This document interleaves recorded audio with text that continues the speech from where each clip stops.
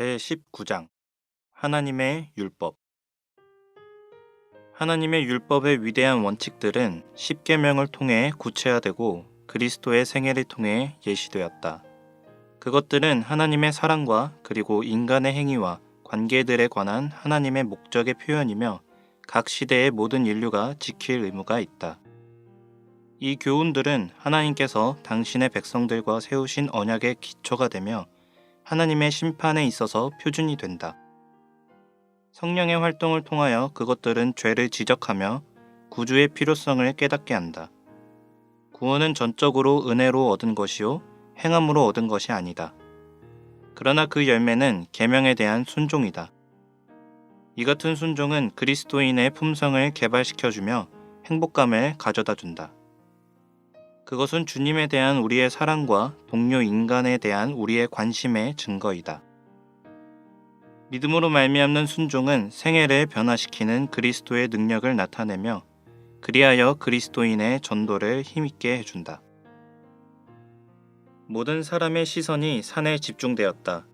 산 꼭대기는 짙은 구름으로 덮여 있었으며 구름은 더욱 짙어지면서 산 아래로 내려와 마침내 온 산을 신비 속에 감싸이게 했다. 어둠 속에서 번개가 치며 천둥 소리는 계속해서 울려났다. 시내산의 연기가 자욱하니 여호와께서 불 가운데서 거기 강림하심이라. 그 연기가 옹기가마 연기같이 떠오르고 온 산이 크게 진동하며 나팔 소리가 점점 커질 때에 하나님의 임재를 나타내는 이 같은 장엄한 계시는 너무도 엄청나서 이스라엘 백성들은 모두 다 떨었다. 갑자기 천둥과 나팔 소리가 그치고 두려운 적막에 휩싸였다. 그때 하나님께서는 산에 서셨을 때 당신을 두른 짙은 흑암 가운데서 말씀하셨다. 그분께서는 당신의 백성들을 위한 깊은 사랑에 감동되어 십계명을 선포하셨다. 모세는 말하였다. 여호와께서 시내산에서 오시고 1만 성도 가운데에 강림하셨고 그의 오른손에는 그들을 위해 번쩍이는 불이 있도다. 여호와께서 백성을 사랑하시나니 모든 성도가 그의 수중에 있으며 주의 발 아래 앉아서 주의 말씀을 받는도다. 하나님께서는 시내산에서 율법을 주셨을 때 당신 자신을 위엄 있는 우주의 최고 통치자로 계시하셨을 뿐 아니라 당신의 백성들의 구속주로 나타내셨다. 그분께서 이스라엘 백성들 뿐 아니라 모든 인간에게 하나님과 저희 동료 인간들에 대한 의무를 규정하고 있는 간결하면서도 포괄적이고 권위 있는 십계명을 순종하도록 요구하시는 것은 당신께서 구주가 되시기 때문이다. 그러므로 하나님께서는 이렇게 말씀하셨다. 너는 나 외에는 다른 신들을 내게 있게 두지 말라. 너를 위하여 새긴 우상을 만들지 말고 또 위로 하늘에 있는 것이나 아래로 땅에 있는 것이나 땅 아래 물속에 있는 것에 어떤 형상도 만들지 말며 그것들에게 절하지 말며 그것들을 섬기지 말라. 나 내 하나님 여호와는 질투하는 하나님인즉 나를 미워하는 자의 죄를 갚되 아버지로부터 아들에게로 3, 4대까지 이르게 하거니와 나를 사랑하고 내 계명을 지키는 자에게는 1000대까지 은혜를 베푸느니라. 너는 내 하나님 여호와의 이름을 망령되게 부르지 말라. 여호와는 그의 이름을 망령되게 부르는 자를 죄 없다 하지 아니하리라. 안식일을 기억하여 거룩히 지키라. 엿새 동안은 힘써 내 모든 일을 행할 것이나 일곱째 날은 내 하나님 여호와의 안식일인즉 너나 내 아들이나 내 딸이나 내 남종이나 내 여종이나 내 가축이나 내 문 안에 머무는 객이라도 아무 일도 하지 말라. 이는 엿새 동안에 나 여호와가 하늘과 땅과 바다와 그 가운데 모든 것을 만들고 일곱째 날에 쉬었음이라. 그러므로 나 여호와가 안식일을 복되게 하여 그날을 거룩하게 하였느니라. 내 부모를 공경하라. 그리하면 내 하나님 여호와가 내게 준 땅에서 내 생명이 길리라. 살인하지 말라. 간음하지 말라. 도적질하지 말라. 내 이웃에 대하여 거짓 증거하지 말라. 내 이웃의 집을 탐내지 말지니라. 내 이웃의 아내나 그의 남종이나 그의 여종이나 그의 소나 그의 나귀나 무릇 내 이웃의 소유를 탐내지 말라. 율법의 본질. 십계명은 하나님의 품성을 반영한 것으로서 도덕적이고 영적이고 포괄적이면서도 보편적인 원칙들을 포함하고 있다. 입법자의 성품을 반영. 성경은 그분의 율법 가운데서 하나님의 속성을 나타낸다. 하나님처럼 여호와의 율법은 완전하며 여호와의 증거는 확실하다. 율법은 거룩하고 계명도 거룩하고 의로우며 선하도다. 주의 모든 계명들은 진리니이다. 내가 전부터 주의 증거들을 주께서 영원히 세우신 것인 줄을 알았나이다. 참으로 주의 모든 계명들이 의롭다. 도덕적 율법. 십계명은 하나님께서 인간을 위해 제정하신 행동 양식이다. 그것들은 우리의 창조주요 구속주이신 그분과 우리와의 관계와 동료 인간에 대한 우리의 의무를 규정한다. 성경은 하나님의 율법을 유린하는 것을 죄라고 부른다. 신령한 율법. 율법은 신령하다. 그러므로 신령한 자들과 성령의 열매를 맺은 자들이 율법을 순종할 수 있다. 당신의 뜻을 행하도록 우리에게 힘을 주는 것은 하나님의 성령이다. 그리스도 안에 거함으로 우리는 그분께 영광이 될 열매를 맺는 데 필요한 능력을 받게 된다. 인간의 법은 명백한 범행에 대해서만 논하나 십계명은 심히 넓어서 우리의 가장 은밀한 생각과 욕망과 질투, 시기, 욕정 및 야심과 같은 정서까지 취급한다. 산상보훈에서 예수께서는 율법의 이 같은 신령한 차원을 강조하시고 범죄는 마음에서 시작되는 것임을 나타내셨다. 긍정적인 율법. 십계명은 짤막한 일련의 금지 조항을 나타낸 것 이상이다. 그것은 원대한 원칙들을 포함하고 있다. 그것은 우리가 해서는 안 되는 일뿐 아니라 해야 할 일까지 망라하고 있다. 우리는 악한 행동과 생각들을 삼가야 하며 하나님께서 주신 우리의 재능과 은사들을 선을 위하여 사용하는 법을 배워야 한다. 그러므로 모든 부정적인 금지 조항도 긍정적인 측면을 지니고 있다. 예를 들어 살인하지 말라는 6째 계명은 생명을 증진시킬지니라는 긍정적인 면을 지니고 있는 것이다. 당신을 따르는 자들이 그들의 영향권 내에 있는 모든 사람의 복리와 행복을 증진시키고자 노력하는 것이 하나님의 뜻이다. 더 심원한 의미에서 구원과 예수 그리스도 안에 있는 영생에 대한 복음은 6째 계명에 구현되어 있는 긍정적인 원칙에 기초되어 있다. 십계명은 자비의 측면보다 금지의 측면이 더 많이 부각되어서는 안 된다. 십계명의 금지 사항들은 순종할 경우 행복에 대한 확실한 보증이 된다. 그것은 그리스도 안에서 받아들여지게 될 때 영원한 세대를 통하여 우리에게 기쁨을 가져다줄 품성의 순결을 이루어 준다. 그것은 순종할 때의 보호벽이 된다. 우리는 그 안에서 의에 불변하는 원칙들을 인간에게 계시함으로 그들을 범법의 결과인 악으로부터 지켜주고자 하시는 하나님의 선하심을 본다. 단순한 율법. 십계명은 심오하면서도 단순하게 이해된다. 그것들은 너무도 간단해서 아이일지라도 재빨리 암기할 수 있다. 그러나 매우 포괄적이어서 있을 수 있는 모든 죄를 다 망라한다. 하나님의 율법에는 모호한 점이 없다. 모든 사람은 그것이 구현하고 있는 위대한 진리를 이해할 수 있다. 가장 전능한 자라도 이 법칙들을 이해할 수 있다. 그러므로 가장 무지한 자라도 생활을 조절함으로 거룩한 표준을 쫓아서 품성을 형성할 수 있다. 원칙적인 율법. 십계명은 모든 시대의 모든 인간에게 적용되는 모든 올바른 원칙들의 요약이다. 성경은 하나님을 경외하고 그의 명령들을 지킬지어다. 이것이 사람의 본분이니라고 말한다.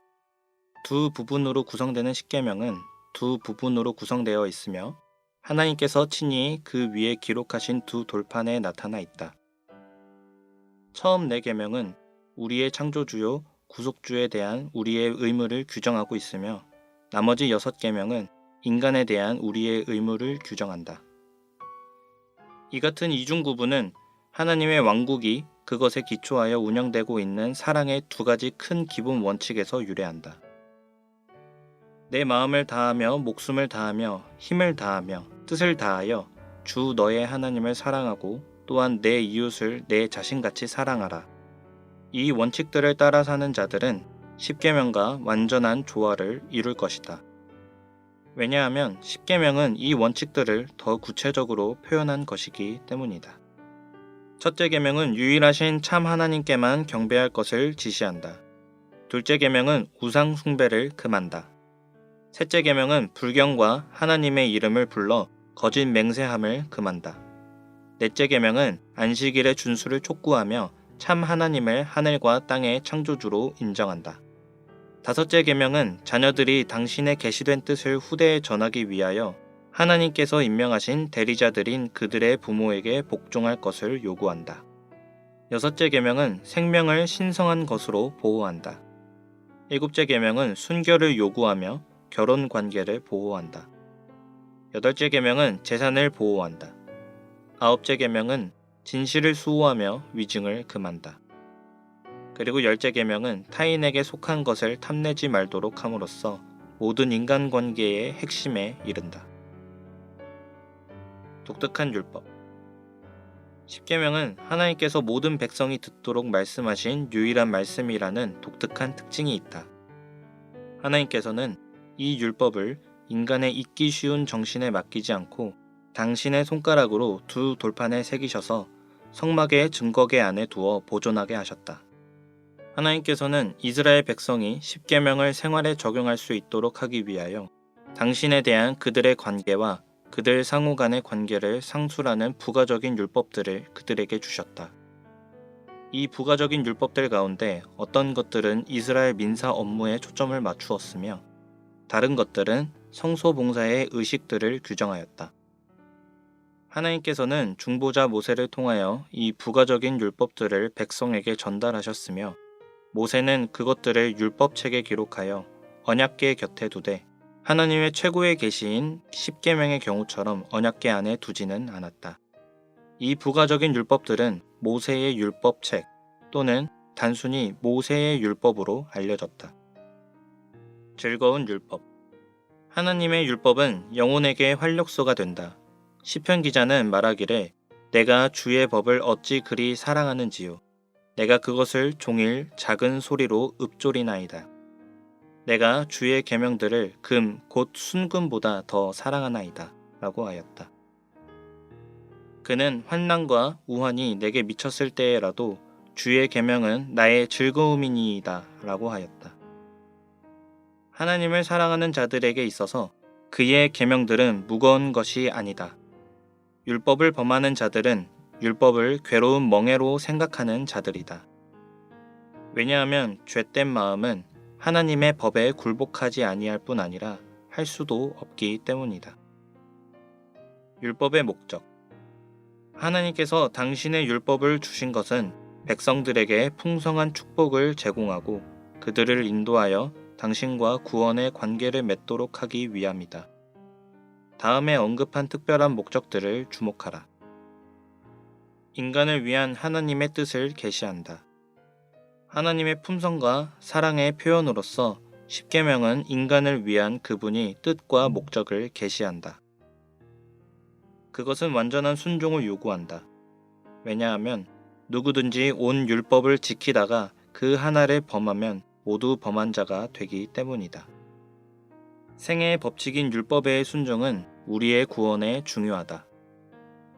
그리스도께서는 친히 내가 생명에 들어가려면 계명들을 지키라고 말씀하셨다. 이 같은 순종은 오직 내재하시는 성령께서 제공하시는 능력을 통해서만 가능하다. 하나님의 언약의 기초이다. 모세는 십계명을 다른 설명적인 율법들과 함께 언약서라고 불리워지는 책에다 기록하였다. 나중에 그는 십계명을 언약의 돌판들이라고 불렀는데 이는 영원한 언약의 기초로서의 율법의 중요성을 지적해준다. 심판의 표준이 된다.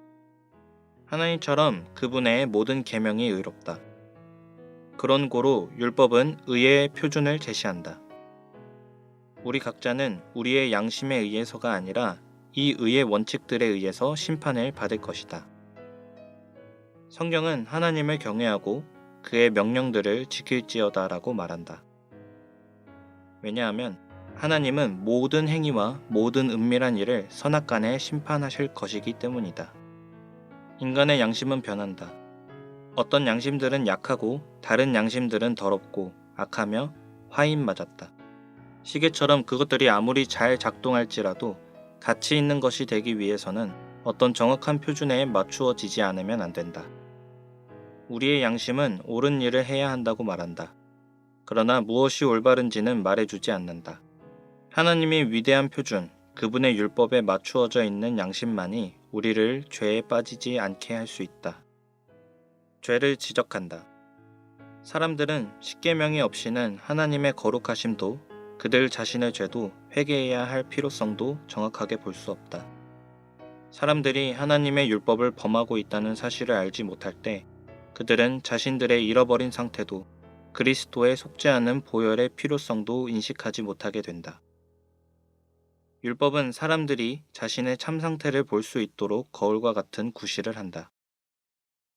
그것을 들여다보는 자들은 하나님의 의로우신 품성에 비추어 자신들의 품성의 결점들을 보게 된다. 그러므로 도덕적인 율법은 온 세상 사람이 하나님 앞에서 죄인이므로 그분께 전적으로 책임을 져야 함을 나타낸다. 율법으로는 죄를 깨달음은 죄는 불법이기 때문이다.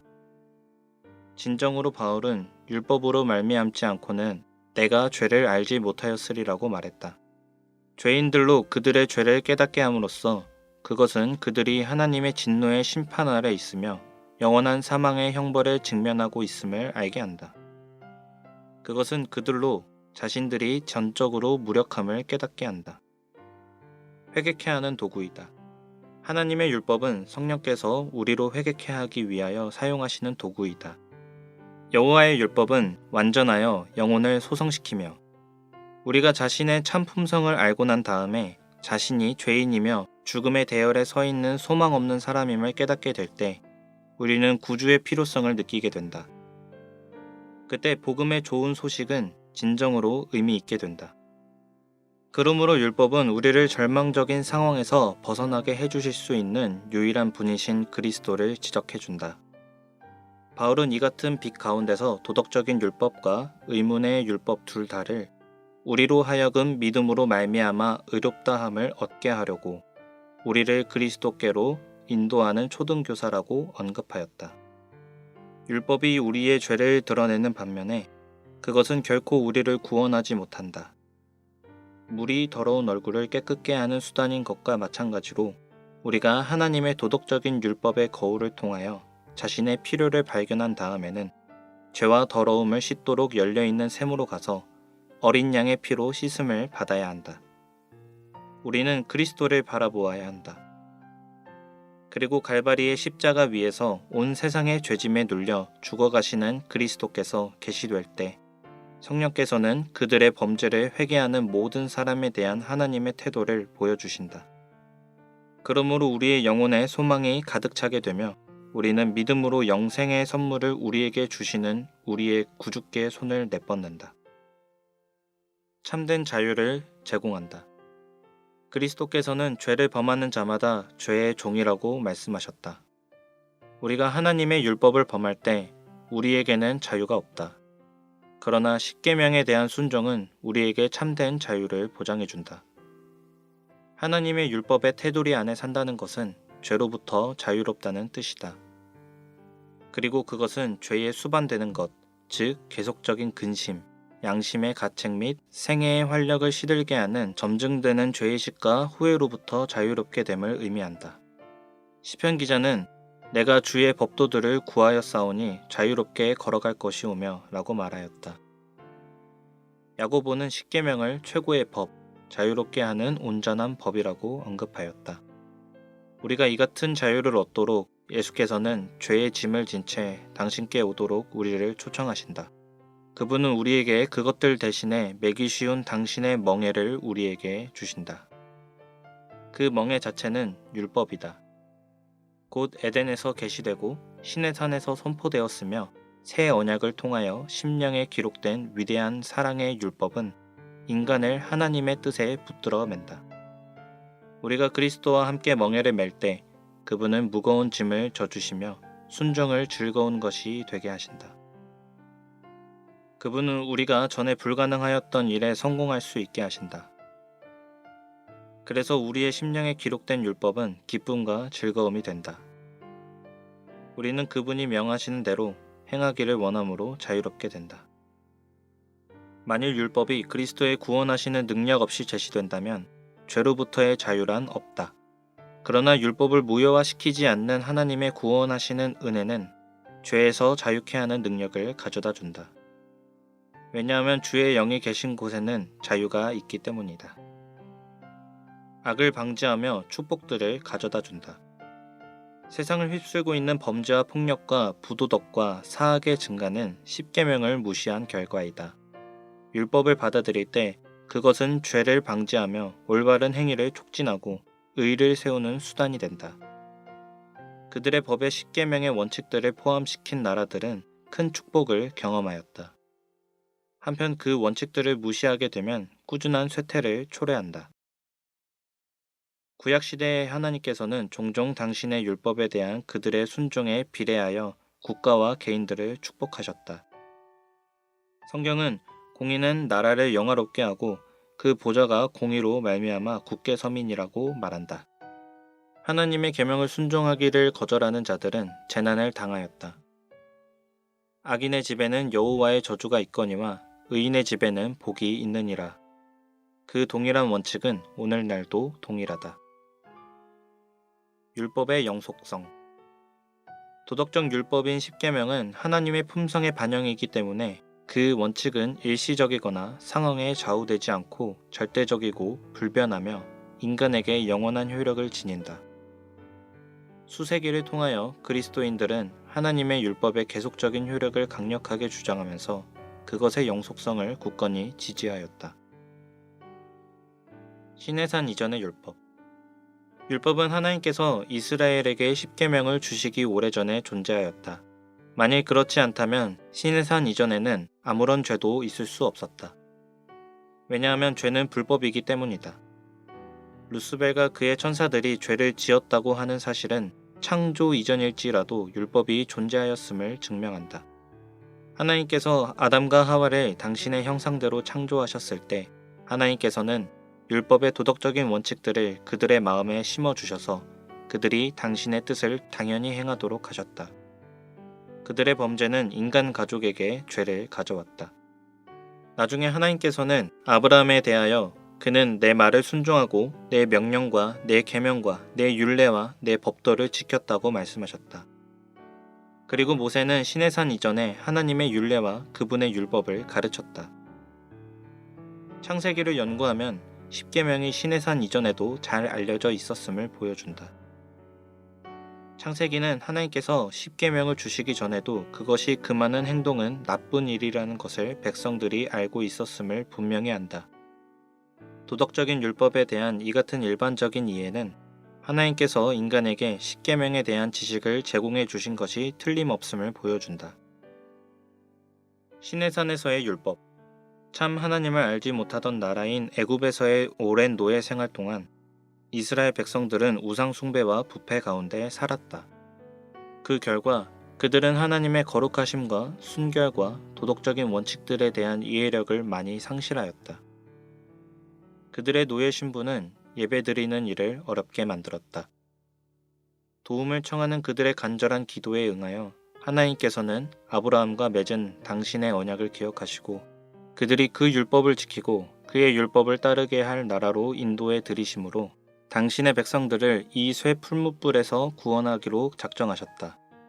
그들이 해방된 다음에 그분은 그들을 시내산으로 인도하셔서 그들에게 당신의 정부의 표준이 되는 도덕적인 율법과 구원의 길은 구주의 대속적인 희생을 통하여 이루어지는 것임을 가르쳐주는 의문의 율법을 주셨다. 그때 하나님께서는 시내산에서 분명하고 단순한 용어로 된 율법을 직접 주셨는데 이는 범법함으로 더하여진 죄로 심히 죄되게 하시기 위함이었다. 이스라엘 백성들은 오직 하나님의 도덕적인 율법에 예리하게 초점을 맞춤으로써만 그들의 범과를 인식하고 무력함을 깨달으며 구원의 필요성을 볼 수 있었다.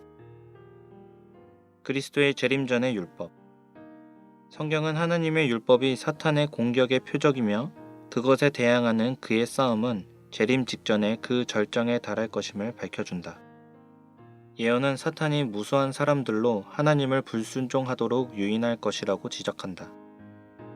짐승의 능력을 통하여 역사하므로 그는 세상의 이목을 하나님 대신에 짐승으로 향하게 할 것이다.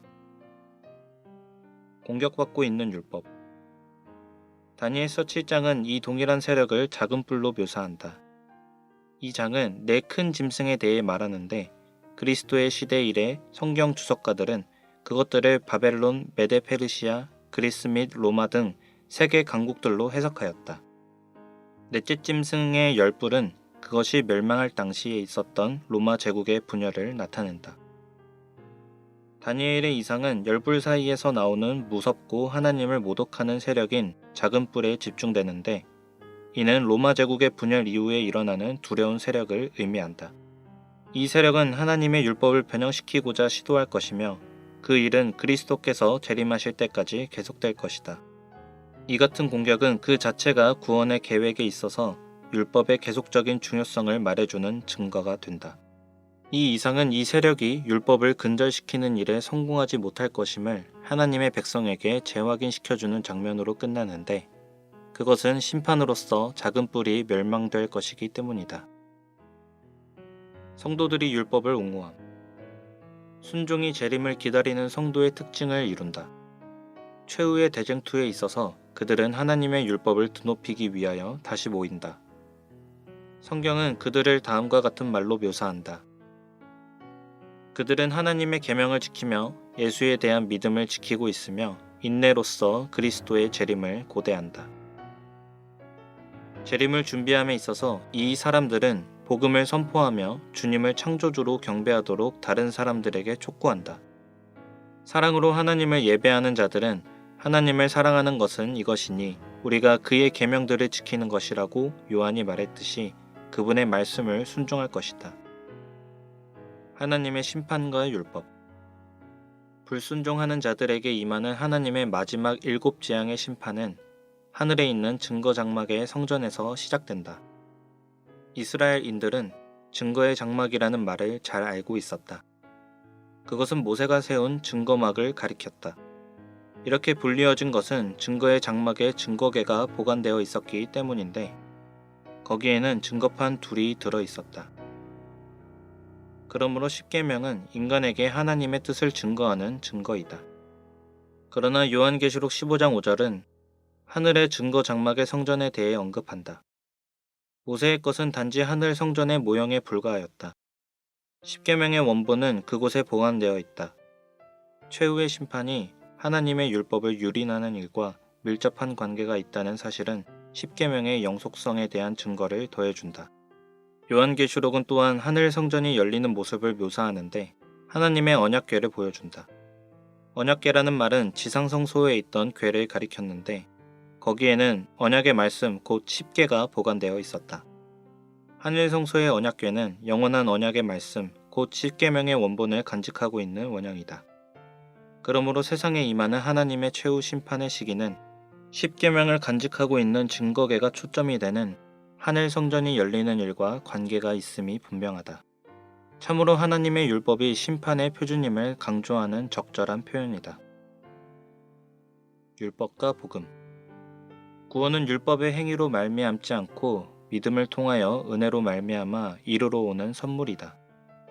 율법의 그 어떤 행위도 아무리 칭찬받을 만한 노력이나 선한 행위도 그것이 많든 적든 희생적이든 아니든 간에 결코 죄인을 의롭게 만들 수 없다. 성경 전편을 통하여 율법과 복음 사이에는 완전한 조화가 있다. 각각은 서로를 지지한다. 시내산 이전의 율법과 복음. 아담과 하와는 범죄했을 때 죄와 두려움과 그들에게 필요한 것이 무엇인지를 알았다. 하나님께서는 그들을 정죄하는 율법을 무시함으로써가 아니라 그 대신 그들을 당신과의 교제와 순종애로 회복시켜줄 복음을 제공함으로써 그들의 필요를 채워주셨다. 이 복음은 여자의 후손인 구주를 통한 구속의 약속으로 이루어졌는데 그분은 언젠가 오셔서 악을 물리치고 승리하실 것이었다. 하나님께서 그들에게 분부하신 희생제도는 속죄에 관한 중요한 진리를 그들에게 가르쳤다. 곧 용서는 피 흘림, 구주의 죽음을 통해서만 얻어질 수 있다는 사실을 가르쳤다. 동물의 희생은 그들을 위한 구주의 속죄의 죽음을 상징한다는 사실을 믿음으로 그들은 죄에 대한 용서를 받았다. 그들은 은혜로 구원함을 받았다. 이 복음의 약속은 인간에게 제공된 하나님의 영원한 은혜의 언약의 중심이었다. 그것은 하나님의 율법에 대한 순종과 밀접한 관련이 있었다. 하나님의 언약의 보증은 당신의 아들이셨는데 그분은 복음의 초점으로서 창세로부터 죽임을 당한 어린 양이셨다. 그러므로 하나님의 은혜는 아담과 하와가 범죄했을 때 즉시 작동하기 시작하였다. 다윗은 말하기를 여호와의 인자하심은 자기를 경외하는 자에게 영원부터 영원까지 이르며 그의 언약을 지키고 그의 법도를 기억하여 행하는 자에게로다고 하였다. 시내산에서의 율법과 복음. 십계명과 복음 사이에는 밀접한 관계가 있다. 일례로 율법의 서언은 하나님을 구속주로서 나타낸다. 그리고 십계명을 반포하신 다음에 하나님께서는 이스라엘 백성에게 제단을 세우고 당신의 구원하는 은혜를 나타낼 희생 제사를 시작하도록 지시하셨다. 시내산에서 하나님께서는 모세에게 성소 건축에 관계되는 의문의 율법의 대부분을 주셨다. 하나님께서는 성소에서 당신의 백성과 함께 거하시며 당신의 복들을 나눠주시기 위해 그들과 만나시고 그들의 죄를 용서하실 것이었다. 시내산 이전에 존재했던 단순한 희생 제도를 이같이 확대한 것은 죄인들을 구속하고 하나님의 율법의 권위와 거룩함을 옹호하기 위한 그리스도의 중보 사업을 예시하기 위함이었다. 하나님께서 거하시는 장소는 지상 성소의 지성소 안에 있는 십계명이 보관되어 있는 언약궤 상부의 속죄소 위였다. 성소 봉사의 모든 국면은 구주를 상징하였다. 피 흘리는 희생 제물은 율법의 정죄로부터 인간을 구원할 그분의 대속의 죽음을 가리켰다. 십계명이 언약궤 안에 놓여져 있었던 반면에 의문의 율법은 하나님께서 주신 민사 법률과 더불어 율법책에 기록되어 백성들에게 증거가 되도록 언약궤 곁에 두었다. 그들이 죄를 지을 때마다 이 증거는 그들의 행위를 정죄하였으며 하나님과 화해하는 데 필요되는 세밀한 요구 사항들을 제공하였다. 시내산으로부터 그리스도께서 죽으실 때까지 십계명을 범한 자들은 의문의 율법이 정하는 성소 봉사를 통해 묘사된 복음 안에서 소망과 용서와 믿음으로 정결케 됨을 경험하였다. 십자가 후의 율법과 복음.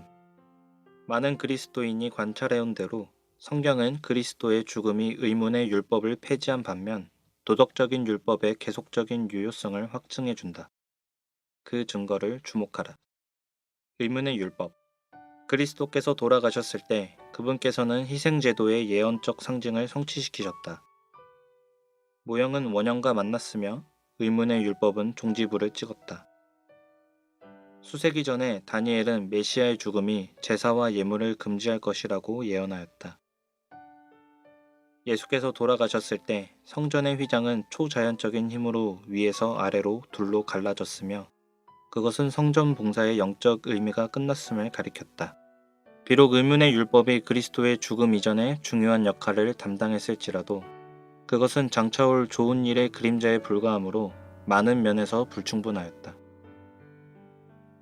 그것은 일시적인 목적을 위하여 봉사하였으며 개혁할 때가 오기까지 하나님의 백성에게 부과되었다. 곧 그리스도께서 하나님의 참 어린 양으로서 운명하실 때까지. 그리스도께서 운명하셨을 때 의문의 율법의 효력은 끝났다. 그분의 속죄의 희생은 모든 죄에 대하여 용서를 제공하였다. 이 행위는 우리를 거스르고 불리하게 하는 법조문으로 쓴 증서를 지우시고 제하여 버리사 십자가에 못 박으셨다. 그때 어떤 경우든 죄를 없이 하거나 양심을 깨끗게 할 수 없는 세밀한 의식들을 행하는 일은 더 이상 필요치 않았다. 소제와 전제, 각종 절기의 의식, 월삭 또는 절기 안식일들에 관한 복잡한 요구사항들과 더불어 의문의 율법에 관해서는 더 이상 걱정하지 않아도 되었다. 그것들은 장래 일의 그림자에 불과하였다. 예수님의 죽음으로 신자들은 그리스도 안에 있는 실체의 반영일 뿐인 그림자를 더 이상 취급할 필요가 없게 되었다. 이제 그들은 구주께 직접 나아갈 수 있다. 왜냐면 몸은 그리스도의 것이기 때문이다. 유대인의 해석대로 의문의 율법은 그들과 다른 나라들 사이의 장벽이 되었다. 그것은 세상을 하나님의 영광으로 밝게 비추어야 할 그들의 사명에 큰 장애가 되었다. 그리스도의 죽음은 의문에 속한 계명의 율법을 폐하였으며 십자가로 한 몸이 된 믿는 자들의 새로운 한 가족을 이루기 위하여 이방인과 유대인 사이의 중간에 막힌 담을 헐었다. 십계명과 십자가. 그리스도의 죽음이 의문의 율법의 효력을 종식시킨 반면에 십계명의 권위를 확립시켰다. 그리스도께서는 율법의 저주를 제거하심으로 말미암아 믿는 자들을 율법의 정죄에서 자유케 하셨다. 그러나 그분께서 그렇게 하신 사실이 율법의 폐지를 뜻하거나 우리에게 율법의 원칙들을 범할 자유를 주셨다는 의미는 아니다. 율법의 영속성에 관한 성경의 많은 증거들은 그 같은 견해를 반대한다. 칼빈은 그것에 대하여 다음과 같이 적절하게 말했다. 우리는 그리스도께서 오심으로 율법의 권세에서 자유케 되었다고 생각해서는 안 된다. 왜냐하면 그것은 경건하고 거룩한 생애를 위한 영원한 법칙이기 때문이다. 그러므로 그것은 하나님의 공의처럼 불변해야 한다. 바울은 구원하는 은혜의 복음과 순종 간의 관계를 묘사하였다. 믿는 자들에게 거룩한 생애를 살도록 호소하면서 그는 그들 자신을 의의 무기로 하나님께 드리라고 촉구하였다. 이는 죄가 너희를 주장하지 못하리니 이는 너희가 법 아래 있지 아니하고 은혜 아래 있음이라. 그러므로 그리스도인들은 구원을 얻기 위하여 율법을 지키지 않는다. 그렇게 하려고 노력하는 자들은 죄에 더욱더 깊이 사로잡힌다는 사실만을 깨닫게 될 것이다. 사람이 율법 아래 있는 한 그는 죄의 지배 아래 있게 된다. 왜냐하면 율법은 사람을 정죄나 죄의 세력 그 어느 것에서도 구원할 수 없기 때문이다. 그러나 은혜 아래 있는 자들은 정죄에서 노연할 뿐 아니라 그것을 정복할 힘을 얻게 된다. 그리하여 죄는 더 이상 그들 위에 군림하지 못할 것이다. 바울은 그리스도는 모든 믿는 자에게 의를 이루기 위하여 율법의 마침이 되시리라고 첨언하였다. 그러므로 그리스도를 믿는 자들은 누구든지 그분은 의를 얻는 방편으로서의 율법의 끝이 되심을 안다. 우리는 우리 안에서는 죄인이나 예수 그리스도 안에서는 그분의 입혀주시는 의를 통해서 의인이다. 그러나 은혜 아래 있다는 사실이 믿는 자들에게 은혜를 더하게 하려고 죄에 거할 허가증을 주지 않는다. 오히려 은혜는 순종과 죄에 대한 승리를 가능케 하는 능력을 공급해준다. 그러므로 이제 그리스도 예수 안에 있는 육신을 따르지 않고 영을 따라 행하는 우리에게 율법의 요구가 이루어지게 한다. 그리스도의 죽음은 율법을 확대시켰으며 그것의 보편적인 권위를 드높였다. 만일 십계명이 변할 수 있는 것이었다면 그분은 죽으실 필요가 없었을 것이다. 그러나 이 율법은 절대적이고 불변하는 것이기 때문에 그것이 부과하는 형벌을 치르기 위하여 죽음이 요구되었다. 그리스도께서는 십자가에 돌아가심으로 이 요구를 충족시키셨으며 당신의 놀라운 희생을 받아들이는 모든 자에게 영생이 가능하게 하셨다. 율법에 대한 순종. 사람은 자신의 선행으로서 구원을 얻을 수 없다. 순종은 그리스도 안에 있는 구원의 열매이다. 그분의 놀라운 은혜, 특별히 십자가에서 나타난 은혜를 통하여 하나님께서는 당신의 백성들을 죄의 형벌과 저주에서 해방시키셨다. 비록 그들이 죄인일지라도 그리스도께서는 그들에게 영생의 선물을 제공하기 위하여 당신의 생명을 주셨다. 하나님의 풍성한 사랑은 회개한 죄인으로 하여금 반응하도록 일깨우는데 그것은 그처럼 풍부하게 주어진 은혜의 능력을 통하여 사랑으로 하는 순종 가운데 나타난다. 그리스도께서 율법을 귀하게 여기신다는 사실과 순종의 축복들을 이해하는 신자들은 그리스도와 같은 삶을 살도록 크게 고무될 것이다. 그리스도와 율법. 그리스도께서는 십계명으로 된 율법의 최고의 존경을 나타내셨다. 스스로 있는 위대하신 분으로서 그분은 하늘 아버지의 도덕적인 율법을 신의 산으로부터 친히 선포하셨다. 세상에서 그분께서 행하실 사명의 일부는 교훈을 크게 하며 존귀하게 하는 것이었다.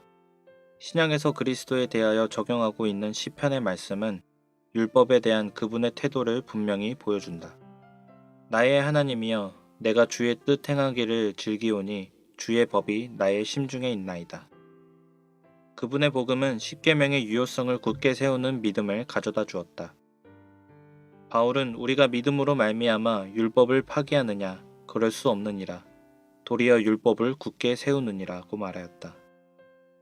그러므로 그리스도께서는 율법의 장엄함과 영광을 사람들 앞에서 나타내며 그것을 어떻게 취급해야 할지에 대하여 신뢰를 제공함으로써 사람들을 구원할 뿐 아니라 하나님의 율법의 권위와 거룩함을 옹호하시기 위해 오셨다.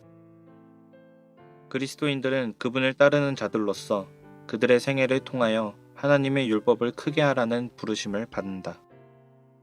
그리스도께서는 친히 사랑에서 우러나는 순종의 생애를 사심으로써 당신을 따르는 자들도 계명을 지키는 자들이 되어야 함을 강조하셨다. 그분은 영생을 위해 필요한 일이 무엇인지에 대하여 질문을 받으셨을 때 내가 생명에 들어가려면 계명들을 지키라고 대답하셨다. 그분은 또한 이 원칙을 범하는 일에 대하여 경고하시기를 나더러 주여 주여 하는 자마다 다 천국에 들어갈 것이 아니요 다만 하늘에 계신 내 아버지의 뜻대로 행하는 자라야 들어가리라고 하셨다. 율법을 범하는 자들은 들어가지 못할 것이다. 그리스도께서는 그것을 폐지함으로써가 아니라 순종의 생애를 통하여 친히 율법을 온전케 하셨다.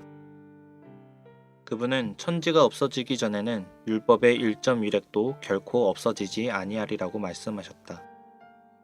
그리스도께서는 하나님의 율법의 숭고한 목적을 항상 염두에 두어야 한다고 크게 강조하셨다. 그것은 내 마음을 다하고 목숨을 다하고 뜻을 다하여 주 너의 하나님을 사랑하고 내 이웃을 내 자신과 같이 사랑하는 것이다.